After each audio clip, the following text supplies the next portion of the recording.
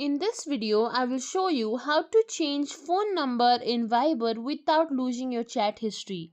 So simply open up your Viber, then click on this more icon in the bottom right corner, then go to settings. Now click on account. First of all, go to Viber backup. From here, turn on your backup and then click on backup now.